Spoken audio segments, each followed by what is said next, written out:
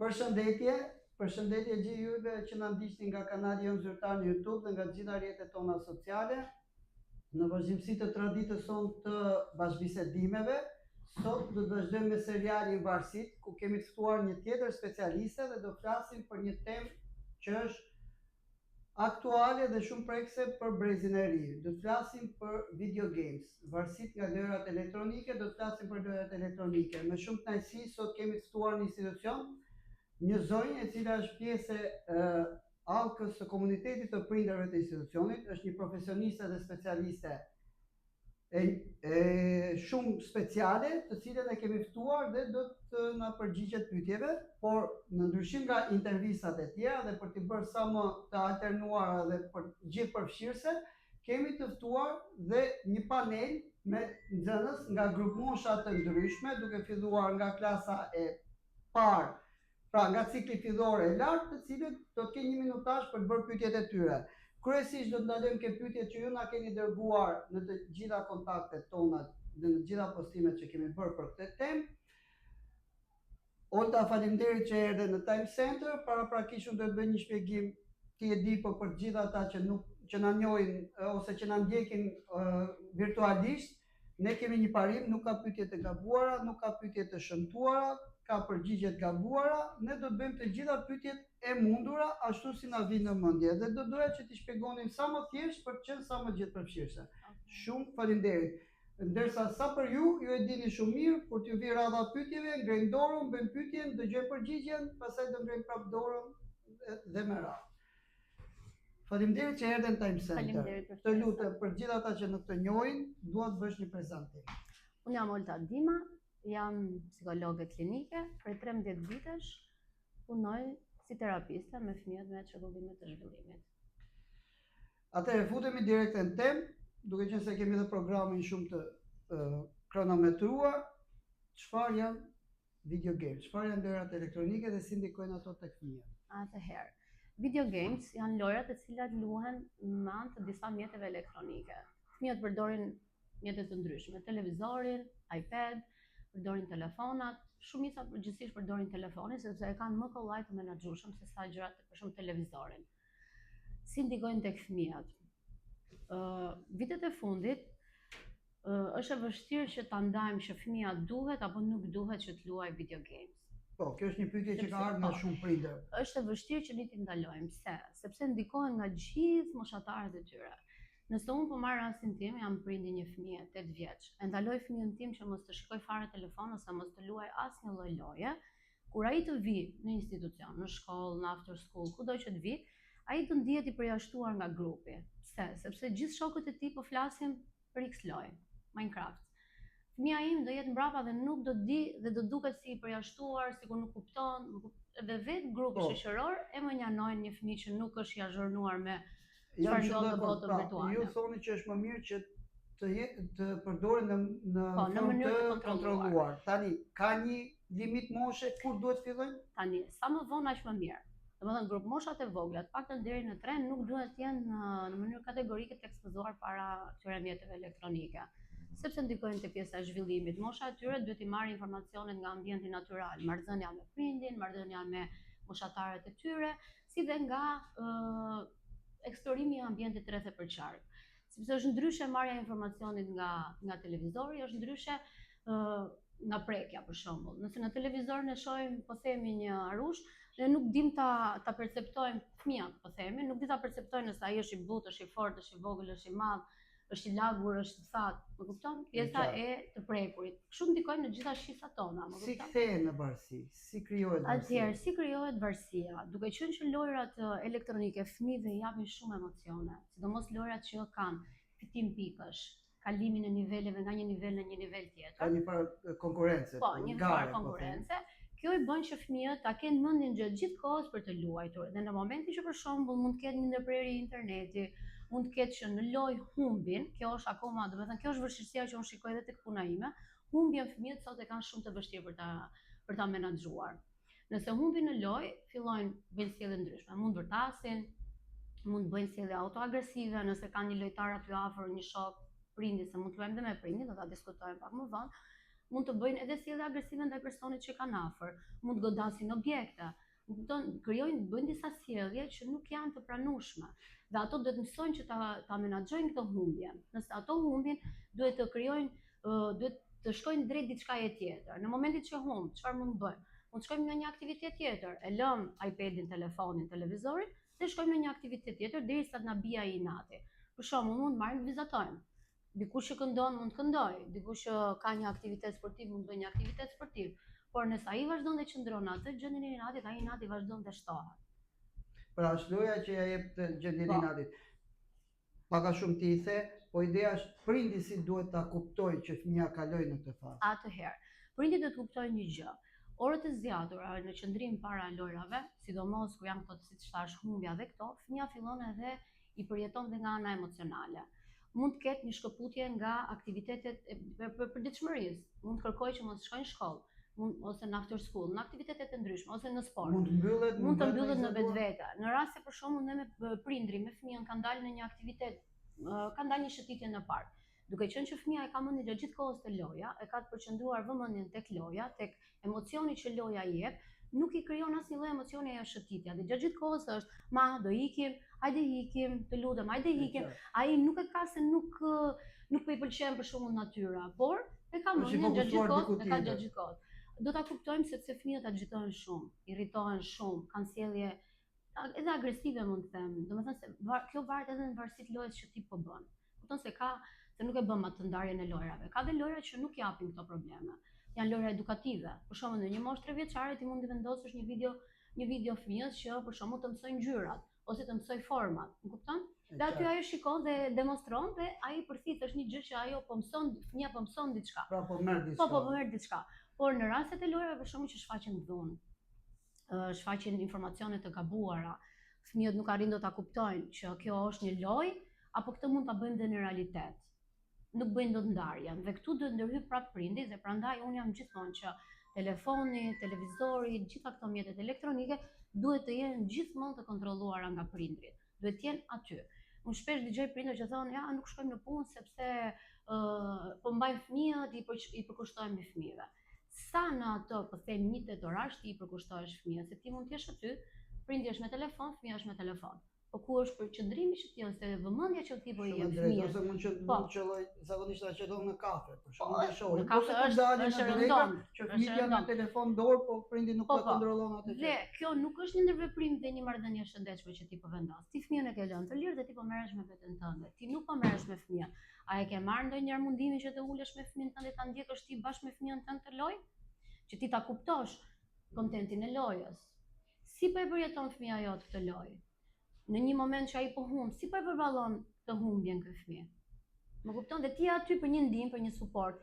Këtu krijohet dhe një marrëdhënie me prindin, sepse ti komunikon se me lojën është shumë pak lojra mendoj, se nuk jam dhe shumë azhërnuar me lojrat e fundit me të gjitha, me një pjesë të lojrave, ja, komunikimi është shumë i pakët.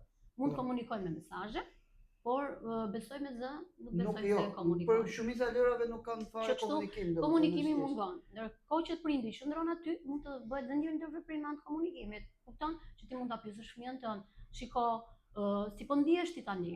A të pëlqen që ti ta bëj bisedimi, t'ja shpjegoj. Është pak a shumë si dia kur shoh një film, kur shef një film dhe t'ja shpjegoj cili është mesazhi. Kam një pyetje që ka ardhur nga një prindër faktikisht dhe thotë që si ta ndaloj fëmin tim të imitoj personazhin e lojës. Atëherë, imitimi është një gjë tipike dhe normale te fëmijët. Por fëmijët kanë një gjë, një pjesë, mbase edhe nuk e kuptojnë që a është e drejtë kjo që po bëj, po imitoj një gjë të drejtë, një gjë reale apo një gjë që është thjesht një fantazi. Po marrim shqetësimet më të mëdha për shembull janë tek lojrat e dhunshme. Nga gjithë mesazhet që kanë ardhur, shqetësimet se nuk po duat përmendem më lojë. Domethënë është një lojë shumë e njohur në cilën ka shumë skena dhune. Tani pjesa më e madhe e prindërve thonë duhet janë përpjekur t'ja ndaloj, mirë po ai dhe është ajo që thatë ju, kur shkon në shkollë, kur del me shoqërinë, ata e diskutojnë dhe vetëm fëmia më thotë unë ndjehem i veçuar, pra të gjithë shokët e losin këtë lojën, të gjithë e kanë, unë pse mos ta kem, dhe këtë rast shqetësimi i prindërve është a t'ja lejoj këtë lojë dhe kjo lojë përmban skena dhune. Pra, që janë dhe drejt për drejta mund të jenë dhe që i mësojnë. Tani në këtë rast si ta ndaloj që fëmia im të bëhet i dhunshëm dhe a t'ja ndaloj apo jo lojën? Është ideja Se këtu. Ndalimi i menjëhershëm ka dhe ai ndikimet e veta. Nëse ti një fëmijë i thua stop, këtu ti nuk do luash më, ai mund të agitohet dhe irritohet akoma më shumë. Më kupton? Edhe ndalimi nuk është ndalimi dhe 100%. vetë ndalimi krijon një farë adrenalinë, po patjetër. domethënë misteri po themi. Fëmia mund ta bëj dhe për çështje inati. Ti po më thua jo, se ne kemi tendencë që të shkojmë drejt asaj që është ndaluar. Atëherë çfarë ndodh? Merret fëmia, bëhet një bashkëbisedim. Ti po luan këtë lojë. Ti do të kuptosh çfarë po përjeton fëmia jot nga loja. Apo mëson një gjë pozitive, po merr një emocion pozitiv, po mëson se si të menaxhoj një marrëdhënie, po mëson se si të gjej një rrugë zgjidhje, apo kjo lojë po i jep ankth, po i jep stres dhe po e bën të dhunshëm. Një komunikim i tillë e ndihmon fëmijën që të kuptojë që prindi po e drejton drejt një rruge të duhur dhe jo drejt një rruge që ai të mësohet të bëhet i dhunshëm, duke ja shpjeguar që shiko që ti atë që po shikon në jetën e përditshme nuk ndodh, ose në jetën e përditshme një konflikt që ti ke me shokun ti nuk mund ta zgjidhësh duke rrahur tjetrin. Me thënë e gjitha konsiston në krijimin e marrëdhënies së shëndetshme fëmijë-prind. Nuk mund ta bëj vetëm njëri prind, do ta bëjnë të dy prindit, se zakonisht i targetohet mami, thotë mami është jo. Për mua duhet të jenë të dy prindrit në bashkëpunim me njëri tjetrin që fëmia të ndërgjegjësohet dhe të kuptojë, po, këto kanë të drejtë që kjo loja 1, 2, 3 gjëra mua po më shkakton gjëra që nuk më pëlqejnë. Unë nuk po jam i qetë, unë gjumë natën nuk po fles, sepse shqetësimi im është përveç çështjeve të lojrave që kanë dhunë, janë dhe këto lojrat që shfaqin mostra, po themi, sepse kështu ekzistojnë. Dhe unë i has shpesh te puna ime sepse fëmijët mundohen që kur bëjmë këtë vizatimin, arrin që ti vizualizojnë këto mostrat që shikojnë. Kuptoni, bëjnë me vizatim. Po, e qartë. Dhe që kur ti e shikon atë vizatimin të duket diçka e shëmtuar, diçka e frikshme. Dhe ti do arrish që ta kuptosh fëmijës, kupton, t'ia shpjegosh që ai ta kuptoj, që shiko, okay, mua po më ndikojnë këto gjëra. Kryesorja, marrëdhënia me shokët, nuk është e shëndetshme, sepse ti po bën gabim se po sillesh njësoj si tek loja. Marrëdhënia me prindin, se edhe me prindin prishet marrëdhënia në këto momente, sepse ti flet me të njëjtën mënyrë agresive, siç e shikon tek loja. I kërkon gjërat gjithmonë me dhunë, i kërkon gjërat gjithmonë me tone të larta. Dhe pse ti thua që shiko se vërtet dhe po bën këtë gjë ti nuk ke të drejtë, që ai ta kuptoj që ka një limit. Tani, e përmendë pak më përpara the që prindi duhet luajë me fëmijën. Mua më ka ardhur si pyetje, a duhet luaj prindi me fëmijën dhe sa riskon prindi që mund të jetë ai katalizatori për ta nxitur fëmijën drejt varësisë nëse luan bashkë me fëmijën. Duhet vendosim limita. Gjithmonë, në gjithë këto lojrat, për shembull edhe me telefonin, jo vetëm me lojrat, se fëmijët shohin edhe gjëra të tjera, jo vetëm video games, më kupton, shohin gjëra ndryshme. Po, ne jemi momentalisht. Është ideja që ka limita. Ti fëmijës do t'i thuash, po okay, ne të dy bashkë do bëjmë këtë lojë, në përfundim të kësaj loje, ne do ta mbyllim televizorin ose telefonin dhe do kemi një aktivitet tjetër, për shembull të dalim një shëtitje. Prindi vetë duhet bëjë një agjendë javore me fëmijën dhe t'i thotë që shiko, nga kjo orë deri në këtë orë ti je në shkollë. Do vish nga shkolla, të lejohet që të bësh vetëm një lojë në praninë time, do të ta shikoj unë ose do luajmë bashkë me këtë lojën. Në përfundimin e lojës ne do dalim një shëtitje, do shkojmë te hamja akullore, do shkojmë te këndi i lojrave. Ti i vendos fëmijës kushte ose i vendos të kusht që shiko, ne do mbarojmë lojën, do ulemi për të ngrënë bukë, po telefon në tavolinën e bukës nuk ka. Ose do bëhemi gati, sidomos para gjumit, të paktën 2 orë para gjumit, telefoni nuk duhet të përdoret, sepse vetë drita shkakton dëmtime. Ose lëvizjet e lojrave bëjnë që truri jon të jetë gjithkohës aktiv. Edhe në gjumë ne nuk bëjmë një gjumë të qetë. Kjo ishte pak a shumë ke fëmijët. Tani, se janë pyetje që kanë ardhur nga gjitha grup mosha dhe unë do mundohem të i prek me radhë. A krijojnë ankth lojrat video games? Jo të gjitha. Ndikojnë të ankthi, krijojnë ankth? Jo të gjitha lojrat.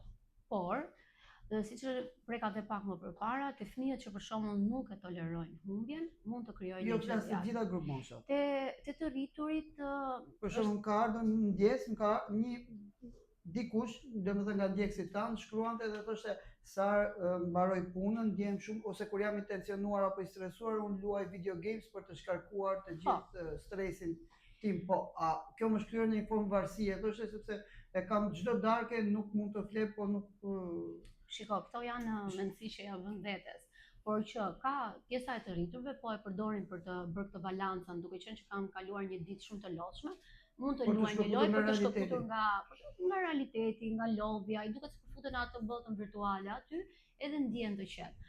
Deri në momentin që personi mund të luajë një lojë siç the ti, që për shembull nuk më zë gjumi dhe po bëj një lojë para gjumit që unë të shtrihemi qet, ose e ka si ritualistik për shembull që unë çdo ditë duhet ta bëj një lojë. Më kupton? Duhet ta luaj se këtyre vete si një formë rituali. po. Por në momentin që loja ndërhyn në aktivitetet e jetës së përditshme, për shembull individët që janë prindër nuk aktivizohen fare me prindrit, nuk bëjnë detyrat e tyre si prind, këtu pastaj bëhet shqetësuese. Dhe që duhet të ketë një lloj menaxhimi edhe nga ata vetë. Ekziston një mit që përdorimi i telefonit nga 0 deri në 3 vjeç apo i lojrave elektronike ndikon në autizëm. Është e vërtetë? Shiko, thuhet kjo gjë për faktin sepse, siç e thash dhe më përpara, fëmia është vetëm me ekranin. Fëmia vetëm thith, por nuk jep. Prandaj ndikon tek pjesa e komunikimit. Domethënë, nëse un kam dikë përballë, siç jemi ne tani të dy, ne po ndërveprojmë, po komunikojmë, ti bën pyetje, unë bëj pyetje, unë mësoj nga ty, ti mëson nga mua. Por nga televizori fëmia vetëm merr dhe nuk arrin dot që ta japë. Dhe këtu krijohet vështirësia. Por që të bëjnë një fëmijë me autizëm pjesa e të shikuarit të videove. Jo vetëm autizëm, ADHD. Shiko, jo, ndikon patjetër, por që t'ja vëmë që kjo e çon në një diagnozë të tillë, jo, nuk që ndikon patjetër, sepse thash është vëmendja vetëm në televizor. Dhe kjo ndikon për shkakun që fëmijët nuk të shikojnë në sy sepse janë mësuar që shikojnë vetëm ekranin, nuk të kthejnë përgjigje sepse janë mësuar që vetëm dëgjojnë dhe nuk japin përgjigje. Ai mund të ketë një informacion shumë të shtuar, por nuk arrin dot që ta japi. Mund të ndikojë te çrregullimi i komunikimit social. Pjesa e këtyre videove që fëmijët e vegjël shikojnë, por thash që të vendosim një diagnozë nuk ka.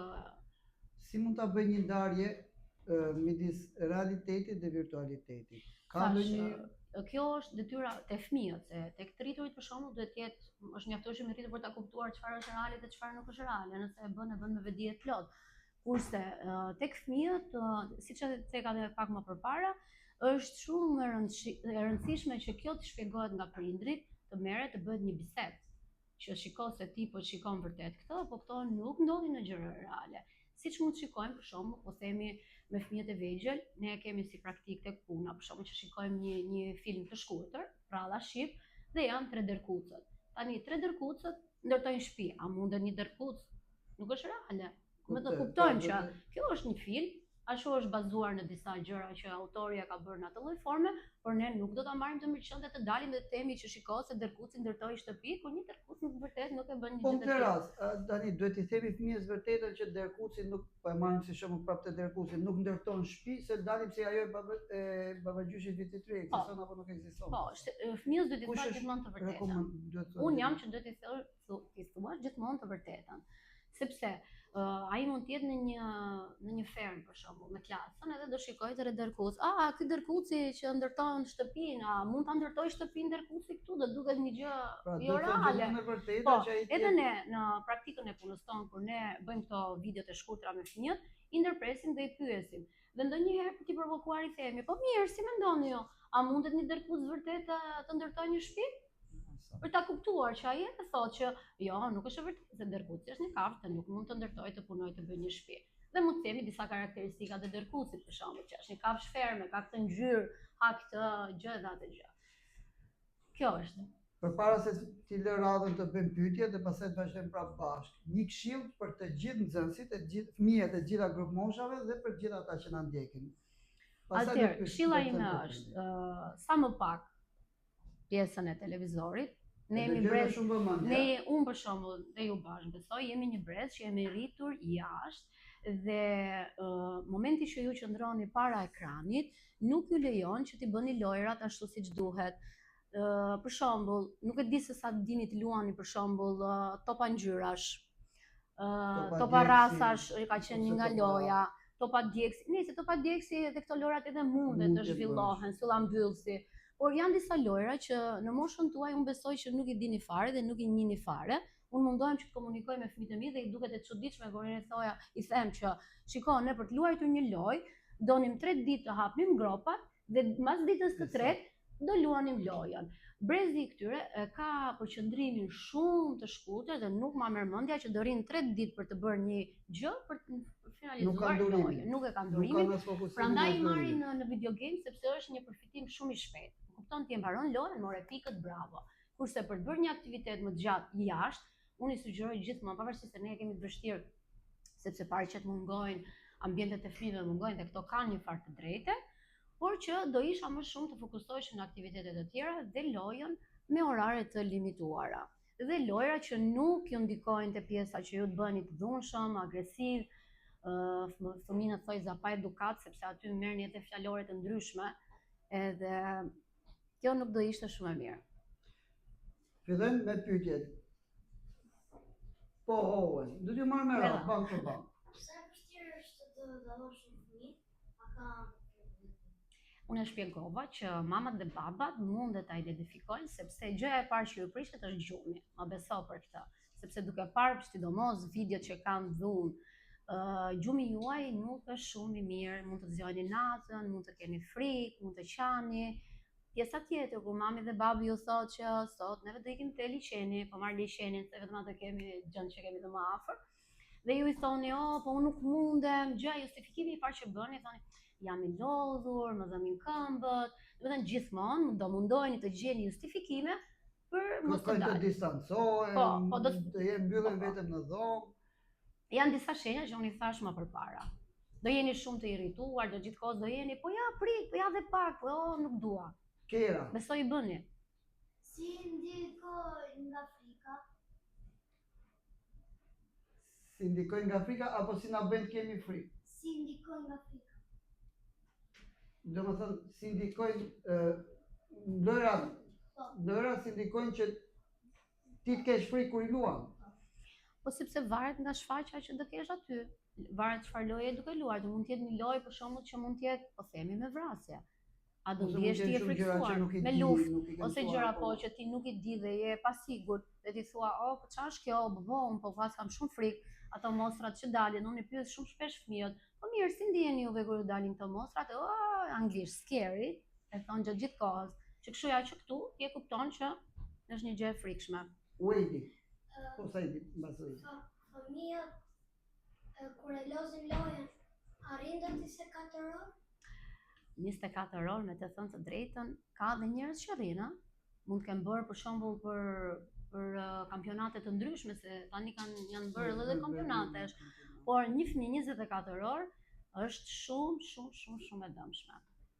Dëmton syt, shtyllën kurrizore nga ana fizike, pastaj dëmton edhe pjesën e trurit. A do bëjnë mirë video games? Unë e thash që nëse luhet me orare të shkurtra dhe të kesh afër aty mamin që mami ta kuptoj se çfarë ti po shikon, po mund të luash. Nuk janë të ndaluara 100%. Bravo. Kur e ke Shumë pyetje për video games. 13 vjet përpara. Po. Sa orë në ditë do të lozë, që mund të lozë video game, përpara se bëhet e dëmshme? Shiko, nuk ka një orë të caktuar, por ti vetë duhet i vendosësh disa qëllime vetes. Për shembull, unë e di që i keni orë të gjata në institucion, se nga shkolla vinin after school dhe e di shumë mirë që mbas atij të after schoolit e doni një lojë. Por ideja është se sa ti mundesh të shkëputesh. Nëse mami të thotë që shiko sot ti do luash gjysmore dhe pastaj kemi diçka tjetër për të bërë. Problemi është që sa i gatshëm je ti ta lësh atë lojën kur mami ka vënë atë zilën te telefonit dhe thotë që në momentin që do bie zilja të lutem telefonin duhet ta dorëzosh ose televizorin do ta mbyllim.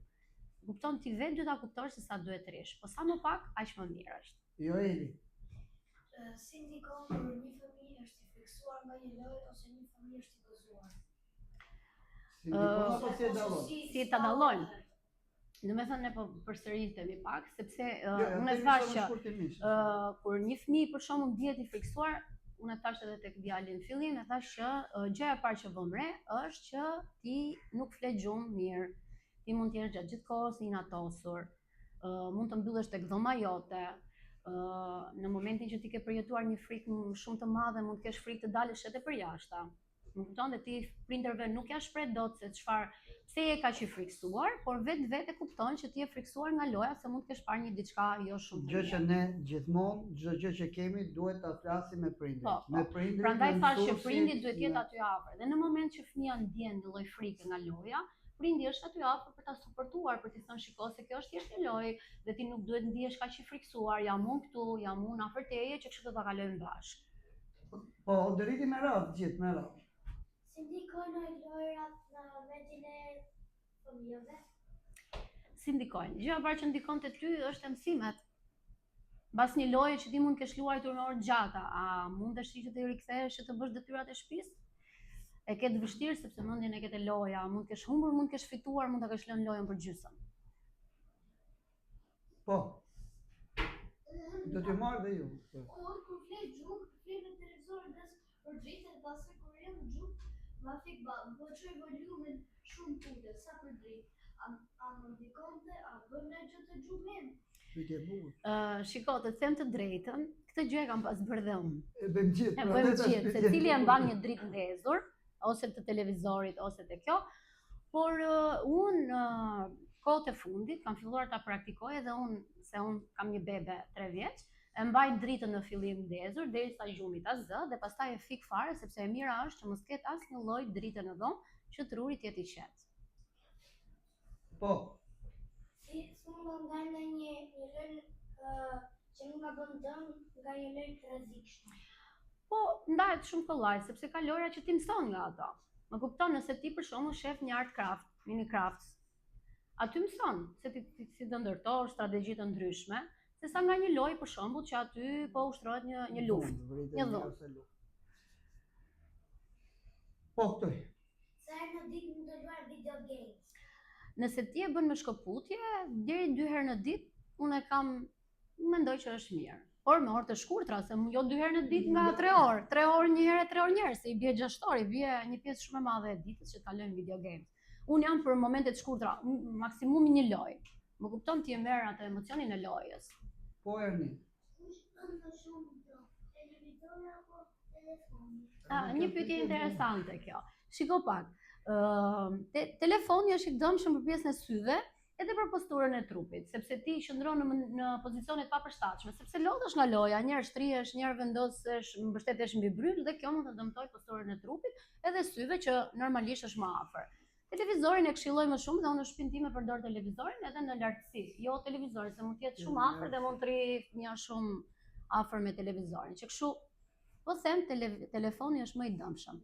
Edhe një gjë tjetër për telefonin. Në telefon ju e keni më të kollaj për të naviguar aty. Kurse në televizor është pak më e vështirë. Do marrësh pultin, do shkruash edhe gjëra kështu. Po. Si ndjeve për televizor? Me thënë drejtën unë ndjeva pak e emocionuar. Edhe besoj mund ta kem transmetuar edhe tani një pak.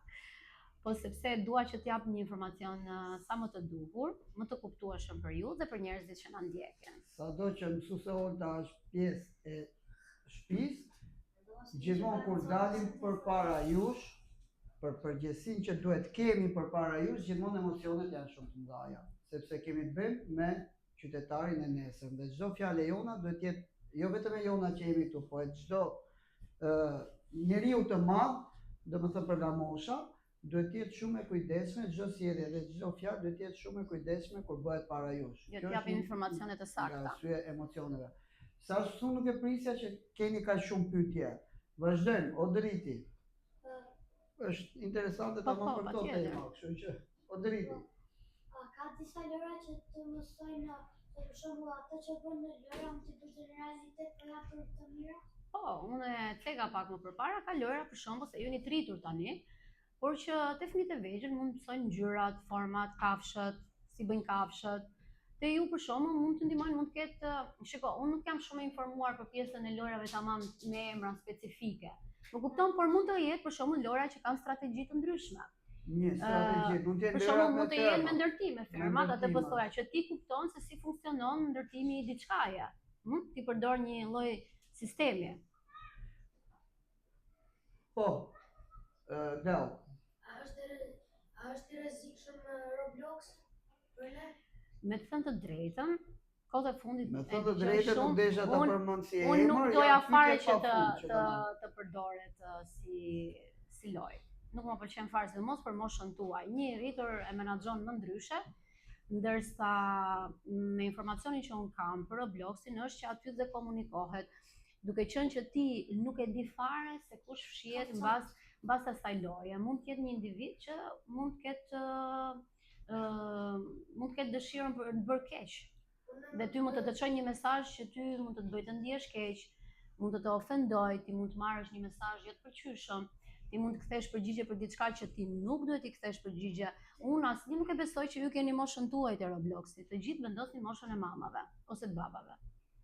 Dhe përpara se shoh që u ngritën duart dhe Robloxi Robloxin, zgjoi debat tash, përpara se sa të vazhdoni me pyetjet, prap edhe një këshill.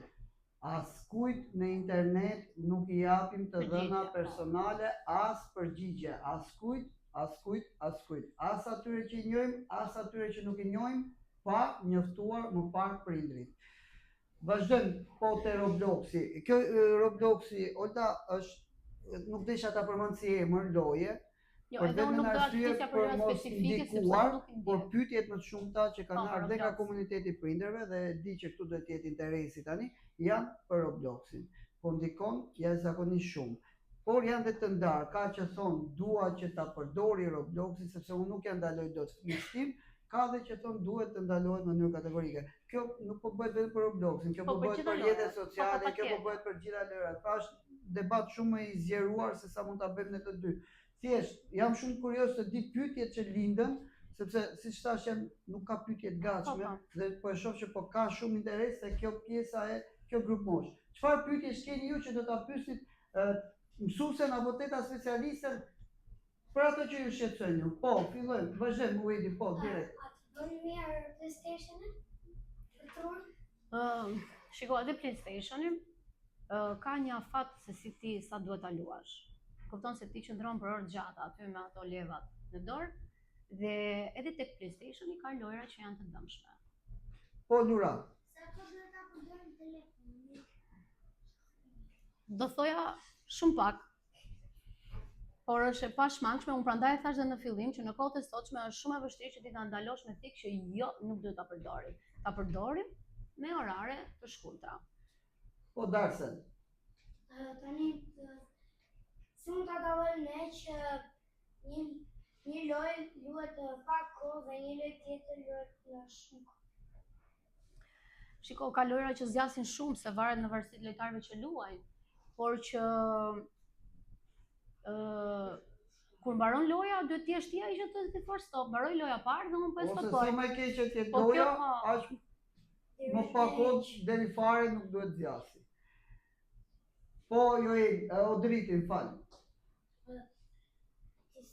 Të gjitha lojrat, ato që bëjnë lojra, a janë të dëmshme apo disa që bëjnë lojra edhe nuk janë? Të thash që nuk, jo të gjitha lojrat janë të dëmshme. Ka dhe lojra që ne mësojmë nga lojrat. Ato që bëjnë lojrat, ato që bëjnë lojrat. Ata që i krijojnë lojrat, a janë njerëz mirë apo janë Krijuesit e kanë profesion siç ne kemi profesionet tona. Ato duan që lojrat e tyre të ndiqen dhe të luhen siç e tha për shembull mësuesja në rastin e Robloxit mund të jenë njerëz dhe të këqij mbrapa që duan Ja bëjnë keq.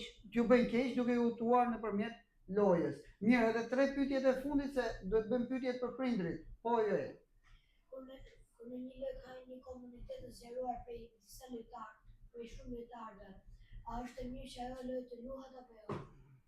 Shiko, te lojrat që luhen, ti nuk e di se sa lojtarë mund të Ose më sa futen. pyetja e kësaj do ishte nëse luajnë gjithë sepse thuhet kjo shpesh që janë shumë Është veta, në mas. janë gjithë, është në Po mas. secili zgjedh për veten e tij. Mund dhe shikon çfarë është dëmshme Nuk për ka të. një gjë të keqe nëse janë kaq shumë. Shisa Po, shumë po. janë, domethënë. Gjithmonë justifikimi kështu është edhe tek fëmijët, është që shiko se shoku im po luan atë që thash në fillim dhe fëmijët më shumë ndonjëherë i nisin këto lojra dhe thjesht për të përfshirë dhe për të përshtatur dhe për të pranuar nga grupi që kanë. Domethënë është e njëjta gjë siç thamë për rrjetet sociale. Po.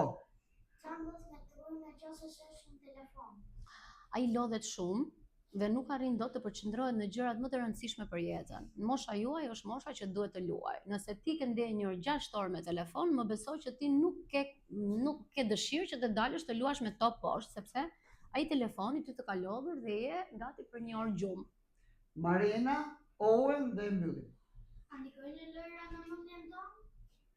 Po, sa po e tham? Owen. Blau. Për Robloxin, por në Roblox është një aplikacion që ka shumë lojra brenda. Dhe jo gjitha nga të janë të tashme. Për shembull, është një loje që të ndihmon të ja humbet me një pyll. Me rrugën si do Të ndihmon që ti të gjesh një zgjidhje. Prandaj thash që lojrat kanë mesazhe të ndryshme. Më kupton? Ti nga një lojë mund të marrësh dhe këtë mesazhin të kuptosh që po ti po mëson një strategji për të zgjidhur një konflikt, një rrugë zgjidhje siç po thua ti. Një fëmijë që e pyeta para 2 ditësh dhe i thash, "Okej, në rregull, çfarë mësove ti nga loja që ke realizuar?" Përgjigjja ishte, më bëri të kuptoj që unë duhet të jem një njeri i mirë dhe të ndihmoj të tjerët. Ai luante një lojë me dele dhe duhet i ruante delet nga grabitçarët. Dhe mesazhi që ai kishte marrë ishte shumë i bukur realisht, pavarësisht se ishte video game. Dhe po ishte kjo që unë më dha një mesazh që unë duhet të jem një njeri shumë i mirë, të ndihmoj të tjerët. Domethënë nga lojrat marrim dhe mesazhe, nuk prandaj e thashë në fillim që jo gjithë lojrat janë me mesazhe negative. Duhet dim të zgjedhim dhe prandaj thash që prindi duhet të jetë aty afër me ju, që të shikojë se çfarë ju po shikoni dhe si po e menaxhoni lojën tuaj. A jeni të qetë, po e luani me qetësi, apo jeni të mërzitur, të acaruar, të ndërvikosur nga loja? Ose dhe të friksuar, që e tham se ishte një nga pyetjet. Nga çdo gjë është mirë të marrim të mirën, dhe nga e keqja është mirë të marrim të nxjerrim pozitive. Po marr. Të nesërmen ti humb gjithë aktivitetet e ditës. Humb marrëdhënien që do kesh me mamin me babin, humb marrëdhëniet me shokët se ti nuk do arrish dot të shkosh në shkollë, nuk arrin dot të bësh mësimet e tua, sepse truri jot është i lodhur dhe do gjumë. Gjumin e natës ti do ta zëvendësosh, do ta bësh ditën. Po uaj. Roblox ka disa lojë që janë shumë të frikshme, kanë emra edhe të frikshme. Me të thënë drejtën, unë edhe kur e shikoj nga paraqitja më duket shumë e frikshme. Edhe ka shumë ngarkesë dritash, edhe dritat janë shumë të forta, ngjyrat janë shumë të forta dhe lëvizjet janë shumë të shpejta. Dhe kjo i tërheq fëmijët më tepër, më kupton? Sepse mbase ka fëmijë që nuk e kuptojnë lojën fare, por ajo lëvizja e shpejtë atyre personazheve, dritat, lëvizjet i ndikon shumë te pjesa e trurit dhe ato prandaj fëmijët e sotshëm themi, ne thojza që janë hiperaktiv sepse zhvillohen dhe rritet në atë lloj ritmi, me shpejtësi, gjatë gjithë kohës duan shpejtësi. Kur ti ja ul tempin janë po tani në spektaklit, ide në show. Po, më fal. Ka emra që është Rainbow Friends, Night Night në Forest, edhe tjerë. Janë frikshme. Po, që mund të jenë që ka emrin që mund të jenë. Ti mund mos i luash. Të zgjedhësh që ti japësh delete. Po jo Eli. Ne si fëmijë kemi shumë akses në shumë rrjete sociale. Dhe në disa prej tyre unë personalisht kam parë video që thonë se shkollat se lojrat do mësojnë më shumë se shkolla. A është vërtet? Kam dëgjuar herë tjetër këtë. Kjo është e bukura e pyetjeve jo të gatshme, sepse shiko, ja prekin probleme reale, ngjohet kudo kjo që edhe fëmijët rriten me këtë frymë dhe marrin atë mesazhin e gabuar që jepet, prandaj edhe unë thash jam emocionuar sepse dua të jap mesazhe pozitive.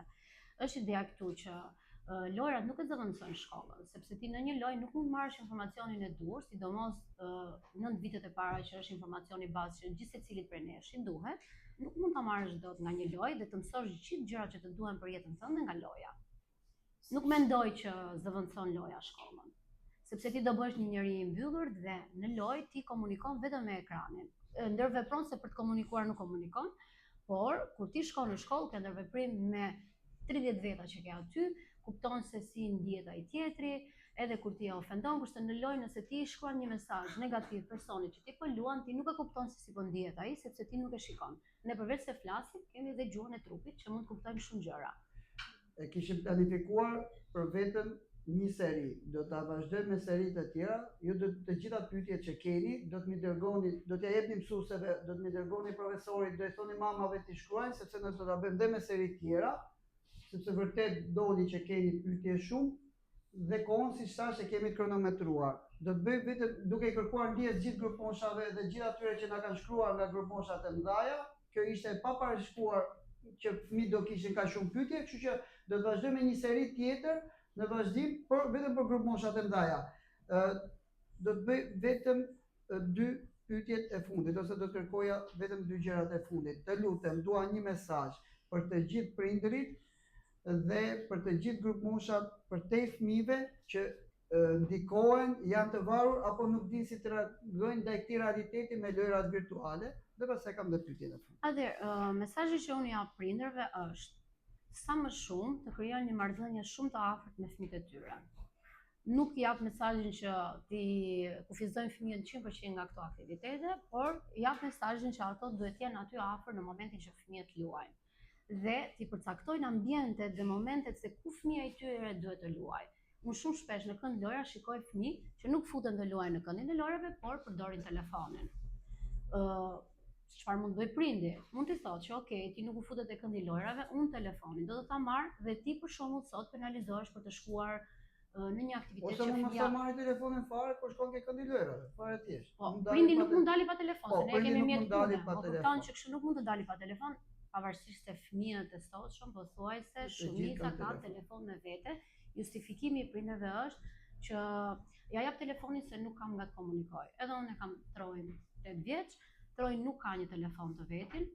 Edhe është një zgjidhje që unë e kam menduar sepse e di shumë mirë që në momentin që unë nuk do jem, sepse fëmijët në një pjesë të kohës janë dhe vetëm, e di që tendenca është për të shkuar direkt tek loja ose tek YouTube-i. Që kështu unë prindërve jap gjithmonë këshillën, edhe prindërve që ne kemi marrëdhënie të përditshme, është që ti ulesh me fëmin tënd, një diçka duhet ta shikoni bashkë, ti t'ia shpjegosh, t'i japësh të mirën, të keqen, mesazhet e duhura fëmijët. Të luash me atë, të kuptosh emocionin e fëmijës tënd, ta menaxhosh fëmijën dhe ta çosh drejt mënyrave se si ai ta menaxhojë një humbje, një përjetim emocional nga loja, që për shembull I mund t'i kenë marrë pikët, nuk ka dalë në vendin e parë, sepse janë problematika që ne shikojmë për herë, sepse fëmijët e sotshëm kanë një ambicie që duhet të jenë gjithmonë të parët. Por duhet me anë të prindit dhe në momentin pastaj që nuk arrin dot prindi të menaxhojë, është e padiskutueshme që duhet drejtohen te specialisti. Për gjithë ata Në këtë rast psikologu. Për të gjithë ata që duan drejtohen tek specialisti dhe duan drejtohen ke ju, ku duhet të gjejnë, ku mund të gjejnë? Atëherë, klinika jonë është Menti Care Clinic, ne jemi në Myslimshyr. Është klinikë që funksionon me një grup multidisiplinar. Ne kemi terapiste, me supervizor, me drejtuesit e klinikës që kanë specializimet e tyre. Dhe kur bëhet një vlerësim, bëhet në grup, nuk bëhet vetëm nga një individ I vetëm. Kemi pediatrën e zhvillimit, Genta Kaplanin, psikologën e sjelljes, edhe Joana Paçon, që është psikoterapiste, dhe unë shpesh domethënë them që prindit mund të shqetësohen ndonjëherë vetëm për pjesën e zhvillimit, por është shumë e rëndësishme dhe gjendja emocionale e fëmijëve, dhe këtë shumë mirë e bën Joana. A u kënaqe sot? Unë u knaqa, shpresoj që edhe fëmijët të jenë shpresoj që fëmijët të jenë ndjerë mirë me mua, të kenë marrë mesazhe. Ju kërkoj ndjes nëse kishit pyetje të tjera dhe nuk morët përgjigje, por unë do t'ju thoja sa më shumë kujdes. Je e shtëpisë përsërita disa herë. Tani, si prind, si bashkëpunëtore, dua një mendim, një sugjerim, një vlerësim, një ide tënde për Time Center. Atëherë, unë duke qenë që jam prind fëmije, më pëlqen shumë organizimi, sidomos më pëlqen shumë pjesa tani që vjen pas shkolle, sepse ka shumë aktivitete që fëmijëve I mungon. Ju bëni atë shkëputjen që fëmijët në vend që të rinë me telefon, ju keni eksperienca që I çonin plazh, I çonin kala, bën një ekspedita të ndryshme, dhe kjo është një gjë shumë e mirë, që fëmia në këto momente e kupton shumë mirë pyetjen, nuk e di, ma bëri njëri nga djemt, që më mirë është që ti t'jesh në natyrë dhe të marrësh gjithë ato të mirat e natyrës dhe lojrave me shokë dhe përjetimet e ndryshme, apo të mbyllesh në shtëpi dhe të rish para telefonit dhe mos flasësh me asnjëri përveç lojës që ke përballë. Kjo më pëlqen. Je pjesë e shtëpisë, do të vazhdoj me projekte tjera. Ju falenderoj të gjithëve që na ndoqët, na mirëkuptoni për kohën dhe për nxitimin, sepse kemi filluar kampin veror nga 1 qershori dhe jemi me aktivitete të kronometruara. Këto janë tema shumë prekse, janë tema që duhet të diskutohen me profesionistë dhe me specialistë të fushave të ndryshme, dhe mbi gjitha duhet të ndërtojmë ura komunikimi. Ura komunikimi t'i lënë fëmijët të shprehen, t'i lënë fëmijët t'i thonë mendimet e tyre, se siç e thatë vetë, pa i dhënë skenar dhe pa pyetje, janë njoftuar sot për sot që do vinë të bëjmë bisedën, lidhen pyetje pafund. Në fund të ditës jetojmë dhe punojmë për fëmijët. Janë frymëzimi jonë, kështu që duhet jemi të përgjegjshëm në gjitha veprimet që bëjmë. Dhe më kryesorja për të gjithë, le të jetojmë natyralen, të harrojmë virtualen. Është një mashtrim i madh. Faleminderit, të mësosh kur nuk është vonë. Na ndiqni në të gjitha kanalet tona zyrtare. Mirupafshim. Faleminderit.